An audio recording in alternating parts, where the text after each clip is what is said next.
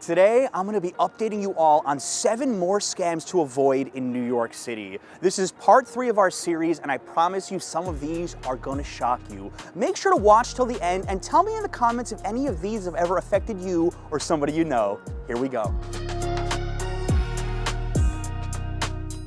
All right, members of the barrio, if you haven't seen our first 2 scam videos, putting the link down below in the description, but let's get to that list. And we're gonna start with a scam that's going on right now due to COVID-19. We'll call this one the contact tracer scam.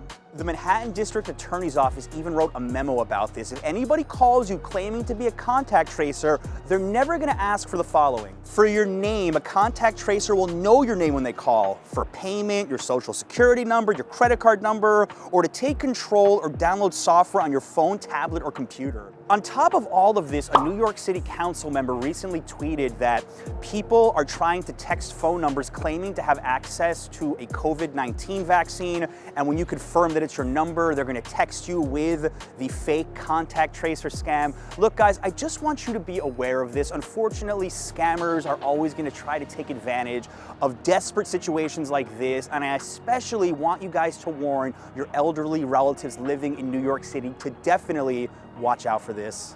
The rental application fee scam. This is a scam I know about because they actually tried it on me.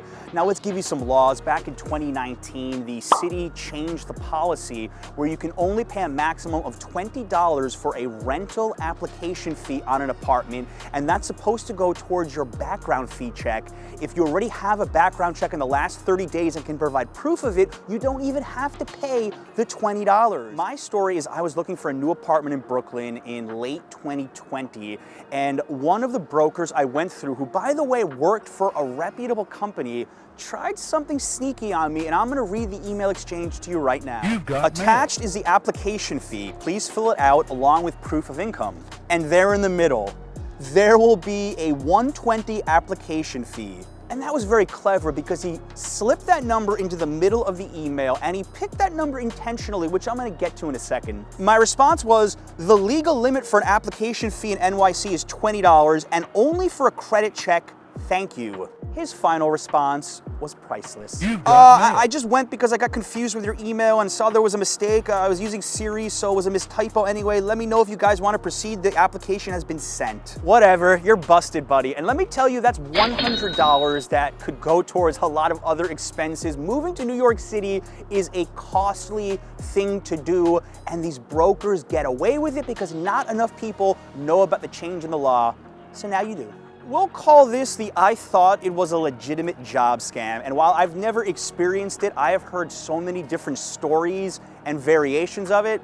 Here's how it works. You see a job listed, I don't know, on Craigslist or some other outlet saying, excellent opportunity, management trainee, marketing intern, something like that to get your attention. Apply quickly. You apply for the job and they call you in for a first interview telling you how few people they're actually seeing. Meanwhile, there's a room full of others interviewing for the exact same job. They'll call you in for a second and third interview to shadow somebody. What's actually gonna happen is you're gonna be doing door-to-door sales for commission only, spending tons of hours, making almost no money, all with promises to be upgraded to management soon. Guys, there have been so many reports written about these businesses. Most of them seem to be located in Midtown Manhattan. My advice to you is if you're desperate for a job and you Google the company and you can't find any information about it, the website is vague, or worse off, the address or name of the company has tons of scam reviews, run the other way and run quickly. And by the way, if you're enjoying this video, make sure to hit that like button. Thanks a lot. Brooklyn Bridge Park without tourists. A little strange, but also a little nice. The I dropped my French fry scam. Now, in the first video in this series, I talked about the classic somebody bumps into you and drops a bottle of liquor, prescription medicine, their glasses, then demands payment from you. This is a variation of that actually happened to me last year. I discussed it in an older video, but let's rehash it again. So here's what he does. He'll buy French fries or something similar, have it in a container, and then intentionally walk past you, bump into you, drop the food, and then get upset. Now, when he did it to me, he started yelling, and I knew immediately what he was trying to do, and I just kept walking. Yeah, you need to be aware of this because unfortunately, it still happens. To reiterate, if anybody bumps into you in New York City and drops something, then demands you pay for it, it's 100% a scam. They're still trying it because clearly it's still working on people, so be careful. All right, guys, quick announcement for the month of February. If you join our Patreon page, I'm gonna send you one of Adriana's new limited edition New York City postcards anywhere in the world, absolutely for free as a thank you. And if you wanna buy the whole set, see the link down below in the description. Thanks a lot, guys. Ben, I'm thinking we shoot in this park with nobody here after a big snowstorm. I don't have the right shoot for you. This is called the long-term guest scam. And no, it's not about your annoying friend who overstays his welcome on your couch for a few days. This is worse, much worse. I warn you about this because I know many New Yorkers like to sublet their places out when they're traveling, even if they're renting, even if it's not legal. Look, I'm not here to judge you. All it takes is 30 days for somebody to go from guest to tenant in New York City. I know somebody that this happened to. Somebody would not leave their apartment for months. They originally rented out the spare room, and after 30 days, they couldn't kick them out. They even tried calling the police, and all the police said was, it's been longer than 30 days, you have to go through the eviction process. Apparently this person spent most of the day watching TV on the couch. That sounds pretty annoying to me. And to go through the eviction process during normal times is annoying enough, but during COVID-19, you could be looking at this long-term guest staying scot-free at your apartment for a very long time. So the next time you plan on renting out your place for longer than 30 days, do your homework on who you're renting it to, or if you're getting a new roommate for longer than a month, same story here. Otherwise, you could be looking at one heck of a long-term headache. This one's called the Carnival scam, and I only know about it because it happened to somebody I knew more than 5 years ago at a holiday market in Manhattan. And how this holiday market let these people get away with it is still beyond me. How it worked was you'd be walking by this Carnival booth and you would see a group of people playing a game. But here's the catch.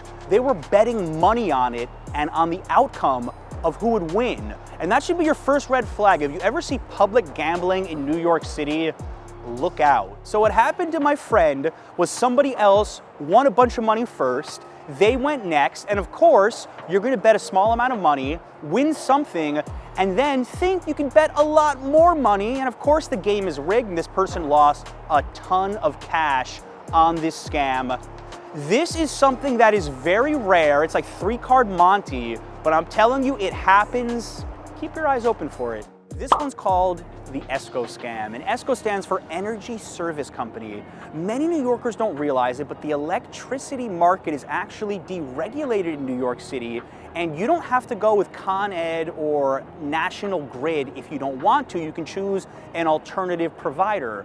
But things can get a little bit dicey because there's some ESCOs which will send sales reps door to door, and this actually happened to me a couple of times in Greenwich Village. And what'll happen is they'll knock on your door and they'll ask to see your energy bill. They're gonna have a badge and they're gonna say they can save you a lot of money by switching to their provider. Now, where this gets a little bit tricky is sometimes they won't even tell you if you say no. They'll just take your account number and change over to their ESCO without your consent. And a lot of times, even if you do agree to it, these ESCOs are gonna give you a low introductory rate and then jack up your price in a couple of months. The sad thing here is a lot of these ESCO salespeople don't even know what they're doing can be a scam or it can be shady depending who they work for, because they're getting told by their bosses that they're doing the right thing. Look, whatever you decide to do with your electricity company, just know this: never give somebody who knocks on your door your electricity bill so they can change your ESCO without your consent. And if you want to get the best deal on an electricity company in New York City, feel free to do your research. All right, guys, make sure to smash that like button if you enjoyed this video. Thanks a lot. Till next time.